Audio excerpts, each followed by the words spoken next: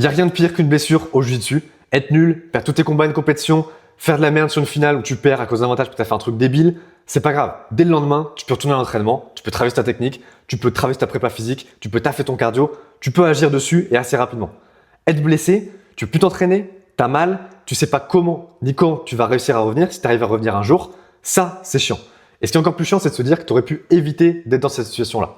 Il y a beaucoup de blessures catastrophiques qui coûtent des semaines, des mois, voire des années, voire une carrière entière à des combattants où on se dit que c'est dommage, c'est la faute à pas de chance, c'est le hasard, tu étais au mauvais endroit, au mauvais moment, dans la mauvaise position et c'est tombé sur toi, tant pis. Alors qu'en réalité, il y a beaucoup de ces blessures-là qui auraient pu être évitées. Moi, je suis Clovis, je suis kiné et coach sportif, j'aide les combattants à débloquer leur mobilité et blinder leurs articulations pour pouvoir s'entraîner sans limite. Et un des éléments les plus puissants que tu peux mettre en place dès aujourd'hui, dès maintenant, avant ton prochain entraînement, pour pouvoir éviter les blessures, c'est justement reconnaître et identifier le plus rapidement possible des situations à risque, des situations à danger. Parce que si tu ne sais pas reconnaître une situation à danger, bah forcément, quand tu ne sais pas quand il y a un danger, tu vas avoir du mal à l'éviter. Si tu ne sais pas quand ton genou est dans une position où il vaut mieux que tu laisses passer, t'acceptes le sweep ou le takedown, ou qu'au contraire, là maintenant, il n'y a plus d'échappatoire, tu dois taper sur la soumission, sur le leg lock. Et à l'inverse, quand est-ce que tu peux forcer, quand est-ce que tu peux encore grappiller quelques secondes, bah forcément, tu te mets en danger. Par exemple, il y a beaucoup de combattants que j'ai accompagnés qui justement sont dans ma communauté et qui aiment beaucoup justement ce jeu de pieuvre, ce jeu de mobilité et donc qui mettent en place par exemple la rubber guard. Et le problème, c'est que certains ne savent pas comment la mettre en place en étant safe pour son genou, donc n'ont pas la technique adéquate ou alors n'ont pas la mobilité pour. Et donc forcément, tu te retrouves dans des situations comme celle-là où tu vas venir forcer ta hanche en rotation externe. Donc tu essaies d'aller le plus loin possible en rotation externe. Et le problème, c'est qu'une fois que ta hanche arrive à sa limite, bah en fait, c'est ton genou qui va prendre. Et ça arrive dans plein de positions différentes. Donc par exemple là, sur la rotation externe, tu peux l'avoir sur la rubber guard, tu peux l'avoir sur la 50-50, tu peux l'avoir par exemple sur des leg drag en rétention de garde ou autre ces positions-là où je vais forcer, moi en tant que passeur par exemple, je vais forcer ton pied sur ta hanche. Si toi tu veux pas laisser vraiment du coup le passage sur ce côté-là, bah en fait, ta hanche elle est forcée en rotation externe et arrivé au bout, c'est rare que ce soit la hanche qui prenne, souvent c'est le genou qui est plus instable dans cette position-là, qui va lui continuer à encaisser les contraintes dans cet axe-là, sauf qu'il n'est pas du tout fait pour cette position-là, et donc souvent c'est le ligament latéral externe, ou collatéral latéral, tu l'appelles comme tu veux, qui va prendre les contraintes, et du coup tu vas te retrouver avec une entorse du ligament latéral externe au niveau de ton genou, voire carrément une rupture totale. Et ça c'est un mécanisme qu'on retrouve beaucoup, c'est le fait de dépasser les prérequis, ou en tout cas ta mobilité, et donc faire en sorte que tu te retrouves dans une position où tu n'as pas les prérequis articulaires pour l'encaisser facilement et donc il y a une désarticulation qui prend trop de contraintes. Donc ça peut être soit une blessure aiguë et d'un coup, bah, tu as comme là une entorse qui arrive ou alors juste des dégâts qui s'accumulent et au bout d'un moment, bah, ton genou ou ta hanche ou ton dos en peuvent plus par exemple et c'est là où ça finit par une vraie blessure ou en tout cas des douleurs qui t'handicapent vraiment et qui t'empêchent de t'entraîner et de profiter et de kiffer tes entraînements. À l'inverse du coup de la rotation externe de la hanche qui met les tensions sur le ligament latéral externe, tu vas avoir la rotation interne de la hanche qui met des tensions sur le ligament latéral interne ou ligament collatéral médial du genou. Encore une fois, ça a plusieurs noms, on s'en fiche. Ça va être les soumissions comme le Z-lock, on en reparlera aussi ça après, ou des positions où ton pied est piégé et toi, tu essayes quand même de te retourner. Souvent, ça va être d'essayer de faire face à ton pied pour faire face à ton partenaire, ton adversaire, quand ton pied justement est bloqué et du coup, c'est ta hanche qui va partir en rotation interne. Ces positions-là, ça va être par exemple quand le knee cut, si tu fais un knee cut et que ton partenaire il attrape ton pied entre ses cuisses, tu vois qu'il le serre fort et que tu n'arrives pas à le sortir et que tu veux quand même faire face à lui pour quand même faire le passage ou autre, bah en fait ton pied reste bloqué, ta hanche, enfin ton tronc il part dans un sens et du coup ta hanche elle doit faire une rotation interne. Sauf que quand tu arrives au maximum de ta rotation interne, même principe que tout à l'heure pour la rotation externe pour la rubber guard ou la 90-90 ou la rétention de garde, bah ça va être ton genou qui va prendre la suite des contraintes et principalement, du coup, là, ce qui empêche ton genou de partir dans ce sens-là, ça va être principalement le ligament latéral interne, ligament collatéral médial. Et donc, tu te retrouves pareil, entorse, rupture totale de ce ligament-là. Tu as un peu le même principe sur le lockdown. Donc, c'est une position beaucoup travaillée par Ten Planet où tu es un peu sur le même principe de knee cut piégé avec ton pied qui est piégé. Ça, c'est encore plus, c'est un peu différent et il faut vraiment reconnaître cette position-là, le lockdown, parce que tu sais que ton genou, il est piégé et il est bloqué. Et donc, c'est juste de passer en force. Tu peux avoir comme là une entorse simple, on dirait, pas forcément très grave du ligament collatéral médial, du ligament latéral interne. Mais quand je parle très grave, ça peut être une entorse grave, mais c'est pas forcément très grave comme type de blessure. Par contre, en lockdown, si tu forces surtout dans les mauvaises positions ou tu n'acceptes pas le sweep dans cette position-là, par exemple, tu peux très vite te retrouver avec une grosse torsion au niveau de ton genou qui vient carrément même toucher les ménisques ou les ligaments croisés à ce niveau-là. Donc, c'est hyper important de reconnaître que, ok, là, je suis pris en lockdown et c'est une vraie technique. Il me faut du coup répondre aussi par de la technique, déverrouiller tel ou tel levier par telle ou telle pression et pas juste forcer en essayant d'arracher ton genou ou en te contentionnant dans l'autre sens parce qu'il y a de grandes chances que ton genou il ne survive pas. Autre position, tu vas avoir tout ce qui va être stack pass, inversion, berimbolo. Donc, c'est les positions où ça va être ton dos principalement qui est mis en danger parce que tu es en fait en enroulement complet. Donc, le stack pass, on va venir prendre tes pieds et les mettre derrière tes oreilles globalement. Inversion, c'est un peu toi qui le fais naturellement. Berimbolo, un peu pareil. Inversion et berimbolo, il y a le côté technique où justement tu dois faire en sorte de ne pas du tout rouler sur ta nuque. Le stack pass, c'est l'objectif de ton adversaire, partenaire, de te mettre justement sur ta nuque pour te forcer à laisser le passage. Donc, stack pass va avoir une notion de ok, reconnaître que je suis dans cette position-là. Est-ce que je peux lutter ou encore temporiser dans cette position-là pour travailler ma technique et sortir de cette position-là? Ou au contraire, là, je sens que juste en fait, il est en train de m'arracher la nuque, il va mettre trop de pression sur ma colonne vertébrale à ce niveau-là et il vaut mieux que je le laisse passer, je lui laisse le passage. Surtout, encore une fois, dans tout ce qu'on parle là, il y a encore une nuance à faire entre entraînement et compétition. Entraînement, et même pas à réfléchir, c'est pas grave, même s'il passe le passage, on parle que juste d'un passage. Ça te permettra de travailler la sortie ou la rétention de garde et tout derrière. Donc, laisse-le passer à ce niveau-là et même s'il soumet directement après, c'est pas très grave. En compétition, ça, c'est à toi de choisir à quel point tu évalues à quel point tu as envie de gagner le combat. Est-ce que c'est la finale ou est-ce que c'est vraiment en phase qualificative? Est-ce qu'il y a un cash prize ou pas? Bref, c'est à toi de faire ton choix et à quel point c'est dangereux. C'est-à-dire que tu vois, il y a différents risques de blessures. Plus c'est dangereux, plus tu devrais pencher sur le fait de, tant pis, accepter la position et laisser passer le sweep ou autre. À l'inverse, si c'est pas très dangereux, si c'est juste un peu de tension ou autre, tu peux toi-même consciemment faire le choix de accepter de te faire une micro-blessure, on va dire, à ce niveau-là. Et donc, stack pass, on est à ce niveau-là. Et inversion et berimbolo, il y a en plus une question de technique où tu veux toi-même apprendre justement à le faire de la bonne façon pour rouler sur le haut de ton dos, sur la partie thoracique et pas sur ta nuque. Si tu fais sur ta nuque, c'est soit que tu n'as pas compris bien la technique, soit que tu n'as pas la mobilité, les prérequis articulaires pour, il faut que tu travailles dessus si tu veux après mettre en place la technique. Parce qu'en fait, si tu arrives à le faire mais que tu roules tout le temps sur ta nuque, à la fois, encore une fois, il y a des situations où tu es obligé de rouler sur ta nuque, plus ou moins, et c'est pas très grave. Mais si tout le temps, faut que tu saches que tu encaisses des contraintes à ce niveau-là et donc tu peux au fur et à mesure accumuler des dégâts. Et là, on parle de blessures sur tout ce qui va être stack pass, inversion de berimbolo, etc. Ça touche la colonne vertébrale, ça peut toucher un petit peu la hanche au niveau des ischio, etc. Mais c'est assez rare, à moins que tu aies vraiment déjà une blessure. Par exemple, si tu reviens d'une déchirure musculaire au niveau des ischio, ces positions-là, évite-les. Mais en général, si tu es plutôt sain, tu n'as pas trop de problèmes au niveau des ischio à ce niveau-là. Ça va être plutôt du coup vraiment au niveau du dos et ça va être principalement donc soit pas très grave, le lendemain tu vas te retrouver avec un lumbago ou un torticoleux, ce genre de choses. C'est douloureux mais c'est pas très grave. Ou à l'inverse, ça peut être plus chiant, avoir une accumulation de dégâts ou même des dégâts sur un seul moment de façon aiguë, où tu vas te retrouver avec une hernie discale plus ou moins grave au niveau cervical ou au niveau lombaire en général. Encore une fois, toutes les blessures se travaillent, tu peux toujours mettre en place quelque chose et l'objectif c'est pas se dire je suis blessé, c'est foutu, tu peux toujours travailler dessus, mais notre objectif c'est de passer plus de temps à l'entraînement et pas en rééducation pour pouvoir s'entraîner après. Et donc, essaye d'éviter ça au maximum pour éviter, mettre le maximum de chances de ton côté pour pas te retrouver dans cette situation-là où tu as une hernie discale et où ta vie, même hors entraînement, est impactée. Ensuite, tu vas avoir la situation où tu postes avec ta main au sol sur un takedown. Donc ça, c'est les positions où on trouve beaucoup ça dans tout ce qui est phase de lutte, surtout quand tu joues, tu vois, quand ton adversaire ou toi, vous essayez de faire un peu de judo sur des projections de hanches, ultimata, etc. Ou pour éviter d'être amené au sol, tu vas poster ta main au sol. Sauf que ça peut arriver très vite, même sur un takedown qui est assez léger. De l'extérieur, tu n'as pas l'impression qu'il y ait beaucoup de contraintes, beaucoup de force, ou beaucoup de vitesse ou d'explosivité.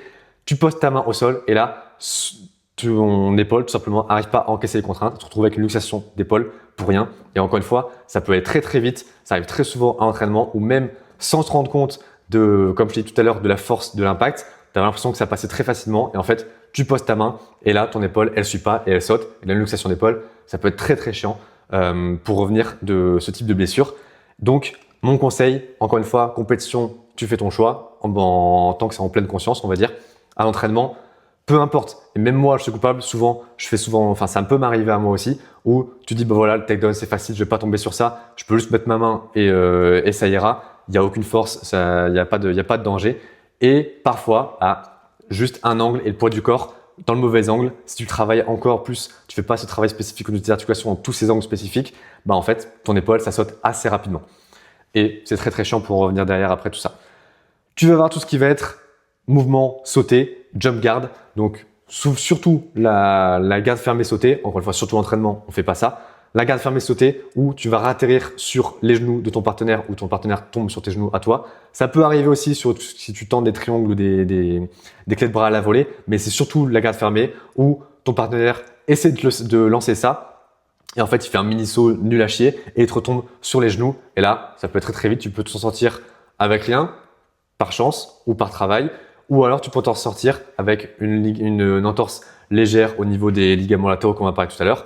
Mais ça peut aussi très vite tomber sur les ménisques et surtout le ligament croisé, ton genou qui part en hyperextension. Et là, tu te retrouves les ligaments croisés. C'est minimum 1 an de rééducation avant de revenir à l'entraînement. Et là, c'est vraiment un vrai tournant dans ta carrière. Donc, surtout l'entraînement, tout ce qui va être mouvement sauté, mais encore plus garde fermée sauté, on ne le travaille pas. Ou alors, justement, on fait en sorte de faire un moment d'entraînement où on travaille spécifiquement ça. On sait que tu vas travailler ça et on s'entraîne justement à soit l'éviter ou l'encaisser, on va dire. Mais si jamais tu veux travailler ça comme à l'entraînement, préviens ton partenaire pour faire en sorte qu'il ait un peu de vigilance sur ça. Quitte à ce que ça passe pas, c'est pas grave, mais au moins qu'il a vigilance et ça vaut pas le coup de péter les genoux de notre partenaire ou au contraire de toi de faire péter les genoux.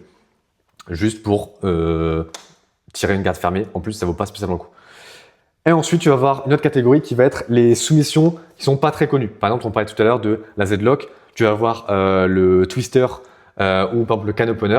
Donc le Z-Lock, c'est un leg lock où tu es en position de saddle, enfin tu es pris dans une position de saddle et ton adversaire va venir lever ton pied et en fait forcer une rotation interne de ta hanche. Donc ça prend les mêmes problématiques dont on a parlé tout à l'heure sur le knee cut avec ton pied piégé ou le lockdown, où tu vas avoir en fait ta hanche qui est forcée en rotation interne. Donc là, tu as deux choix. Soit c'est la hanche qui cède en premier et dans ce cas-là, souvent tu vas avoir des blessures, des lésions au niveau du labrum. Le labrum, c'est un anneau fibrocartilagineux qui aide à faire en sorte que ta hanche elle soit plus stable en fait. Donc tu as la même chose au niveau de l'épaule et tu vas avoir des petites fissures, des lésions à l'intérieur qui vont provoquer des pincements, etc. dans les hanches. Ou alors, ta hanche va l'encaisser, mais va transmettre toutes les contraintes au niveau de ton genou. Et comme tout à l'heure, ton genou, il n'est pas fait pour être tordu dans ce sens-là. Et donc, tu vas avoir le ligament latéral interne, ligament collatéral médial, qui va prendre un excès de contraintes et potentiellement, du coup, finir en entorse, voire rupture complète. Et ensuite, tu vas avoir, du coup, twister. Twister, c'est une torsion au niveau de la colonne vertébrale. Pareil, si tu connais pas la situation, forcément, tu sais pas qu'il y a un danger. Et c'est le genre de position où tu sens pas vraiment qu'il y a un vrai danger. C'est-à-dire que si tu connais pas, en fait, ça va aller, et d'un coup, clac, ça va péter. Et dans ce cas-là, en général, ça va être hernie discale ou autre. Mais bon, théoriquement, twister, tu peux aller carrément jusqu'à paraplégique, parce que tu viens vraiment faire une torsion au niveau de la colonne vertébrale. Ça peut être très très grave. Can opener, un peu le même délire. Ça que le stack pass, inversion, etc. C'est Ked Rutolo qui fait beaucoup ça. Il me semble que les Rutolo, ils font souvent ça quand ils sont pris dans une garde fermée au genre de position. Ils viennent attraper derrière la cervicale et ils viennent forcer dans cette position-là. Et en fait, faire une flexion cervicale forcée et thoracique un petit peu, je pense aussi. Et du coup, même principe.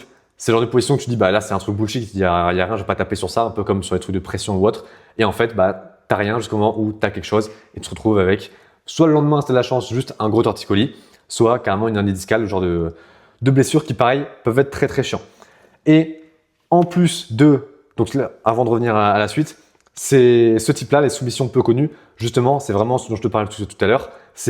Le problème, c'est que si tu connais pas la soumission, tu sais pas qu'il y a un danger dans cette position-là, et donc tu fais rien, t'encaisses, tu tankes jusqu'au moment où tu n'arrives plus à encaisser, et d'un coup, en fait, la soumission, elle fait vraiment effet, et là, tu as des vrais problèmes, surtout que souvent, c'est des positions justement un peu bizarres et qui du coup touchent des endroits bizarres comme le genou, la colonne vertébrale ou autre. Donc, hyper important de regarder, de se tenir au courant un peu de ce qui existe, pas forcément pour le faire, mais pour savoir que ça existe et que tu peux te retrouver dans ces positions-là et donc taper quand tu sens que tu connais pas la sortie. En plus de ces positions-là, du coup, qui sont des situations à risque, tu vas avoir des situations un peu plus générales. Donc, par exemple, quand tu es fatigué, quand tu as enchaîné les sparring à l'open mat et qu'il y a un partenaire qui te chauffe à dire allez vas-y on fait un dernier, alors toi t'étais plus chaud, par exemple tu t'es laissé refroidir pendant 10-15 minutes parce que tu parlais avec des potes ou autre, et que là tu dis bon allez vas-y je refais un dernier, ça c'est le meilleur moyen pour te blesser. Ça va être le fait de, au contraire, à l'open mat ou peu importe un autre cours, où tu arrives en retard ou autre et tu y arrives et tu bagues vite fait l'échauffement, tu fais ça en 5 minutes et tu commences direct par un sparring ou tu commences direct par travailler. forcément ton corps il n'est pas prêt et donc tu as plus de chances d'être dans une situation où tu n'as pas les prérequis articulaires pour encaisser ces mouvements, ces positions-là. Tu vas voir aussi si le sol est glissant, si ton partenaire il est plus jeune, plus physique, en mode compétition. Toutes ces positions-là, toutes ces situations-là qui font que tu augmentes le risque de te blesser. Et donc, c'est important de reconnaître ça. Pas forcément pour tout éviter. Le but, c'est pas de tourner que avec des mecs faciles ou dans des situations où tu maîtrises tout à 100%. Mais savoir, OK, là, dans cette situation-là, peut-être, mon genou est dans une position un petit peu à risque. Et donc, il faut que je fasse gaffe à ça plus que à la situation, on va dire, de points, de compétition, de takedown, etc. Tu vois, je préfère mettre en priorité mon genou que le fait de ne pas me faire amener au sol.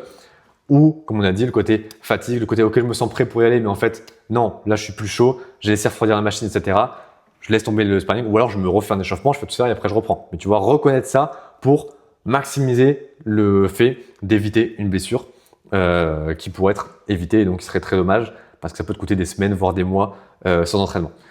Donc, c'est vraiment important, tu vois, de développer cette capacité à scanner assez rapidement ton environnement, tes partenaires. Pareil, je n'en ai pas parlé, mais le fait qu'il y ait beaucoup de gens sur le tapis, le tatami, et que vous faites de la lutte, forcément, si toi, tu es au sol, c'est quelqu'un qui peut tomber dessus. Sur le truc, par exemple, un truc très bête, c'est open mat, tu as fini un combat ou autre, tu es en repos au milieu du tapis, tu poses ta main, tu vois, tu es en train de chiller avec ton bras tendu sur le sol, ton coude est tendu, un partenaire tombe sur ton coude, hop, ça t'arrache le coude, tu finis avec une fracture ou autre à ce niveau-là, c'est dommage. Donc voilà, c'est hyper important de reconnaître tout ça pour mettre le maximum de chances de ton côté de pas te blesser, pour pouvoir continuer de t'entraîner et de kiffer. Et encore une fois, en plus de reconnaître tout ça, ce qui est hyper important et surtout que tu peux mettre en place dès maintenant, comme je te dis, c'est ça qui est hyper fort, c'est que tu peux travailler sur ça dès maintenant, ou en tout cas en avoir confiance et essayer de faire en sorte même juste de reconnaître. Tu vois, tu peux mettre en place dès ton prochain entraînement de les rounds, tu ne tournes pas ou autre, regarder ton environnement et voir, ah ok, là lui, il est dans une situation un peu bizarre, là, il est dans une situation un peu bizarre. Pour reconnaître un peu ça, tu vas être un peu attentif, en tout cas l'avoir en tête pour y penser. Et en plus de tout ça, tu peux forcément mettre en place plein de choses, la gestion de ta charge d'entraînement, le tracking de différentes données de ton sommeil, de ton alimentation, de ta dépense d'énergie, etc. Et surtout travailler sur ta mobilité pour avoir les prérequis articulaires pour te retrouver dans ces positions-là et avoir des dégâts au niveau des articulations mais le plus tard possible, ou pouvoir mettre en place mieux ton jeu. Il y a plein d'autres choses au niveau performance, au niveau mobilité, ou renforcer aussi tes articulations, parce qu'encore une fois, le développé couché et les tractions, c'est très bien, mais tu ne te retrouves pas forcément dans ces positions-là tout le temps au niveau du JB, et c'est pas dans ces positions-là que tu vas te blesser, c'est plus justement dans les angles un peu bizarres où tu vas te retrouver avec ton bras tendu au-dessus de la tête comme ça, ou peu importe la situation d'Americana, de Kimura, etc. Bref, le JB, c'est beaucoup plus que juste les squats, développé couché et soulevé terre. Il y a plein d'angles à travailler, et toi, ce que tu as besoin, c'est justement pouvoir t'entraîner et pas te blesser pour pouvoir kiffer ton entraînement. Donc, travaille de façon générale et globale tes articulations. Global, je ne veux pas dire bâclé, mais travaille en fonction de ce que tu veux travailler toi, ton objectif. Toi, ton objectif, pas d'être meilleur au développé couché, c'est d'avoir des bonnes épaules. Donc, construis-toi des bonnes épaules et analyse ce que tu as besoin pour avoir des bonnes épaules pour pouvoir continuer à t'entraîner et kiffer tes entraînements au jiu-jitsu. Et si ça t'intéresse de mettre en place tout ce système-là, je te mets le lien en description d'un formulaire. Tu peux juste répondre à tout ça et je te recontacte et on voit ensemble ce qu'on peut mettre en place pour justement te permettre de débloquer ta mobilité, blinder tes articulations et mettre en place un système pour pouvoir te permettre de t'entraîner sans limite. Ciao!